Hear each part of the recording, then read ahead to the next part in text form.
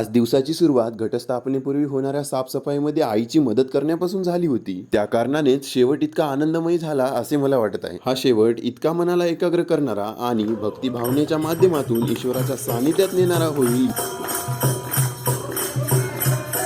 आणि हे सर्व अनुभवायला मिळेल याची मी अपेक्षाच केली नव्हती. तर आज मी आणि माझा मित्र अवधूत पोहोचलो होतो काळेश्वर महादेवाच्या मंदिरात दर्शनासाठी, जे की स्थित आहे आई गोदावरीच्या काठी. मी ज्यावेळी पोहोचलो त्याच वेळी आई गोदावरीची आरती, महादेवाची आरती आणि नंदी महाराजांची आरती पाहण्यास मिळाली आणि महाप्रसादाचाही लाभ घेतला. आपल्या दैनंदिन जीवनात अनपेक्षितरित्या असे छोटे छोटे क्षण आपल्याला पाहण्यास मिळतात, जे की जीवनात आपल्याला आनंदी ठेवण्यासाठी पुरेसे आहेत मला असे वाटते. त्यानंतर आम्ही गाडीच्या पोटाची सोय करून गोदावरी नदीकडून असना नदीकडे प्रवास केला. या जागेवरून वाहत्या नदीचा आवाज आणि वाहनांचा वेग पाहण्यास मिळत होता आणि तिथेच आमच्या गप्पा गोष्टींची मैफिल रंगली होती. आणि हाच तो क्षण असतो जिथे माणूस जीवनातील सर्व दुःख विसरून जातो. चला भेटूया अशाच एखाद्या नवीन व्हिडिओ सोबत.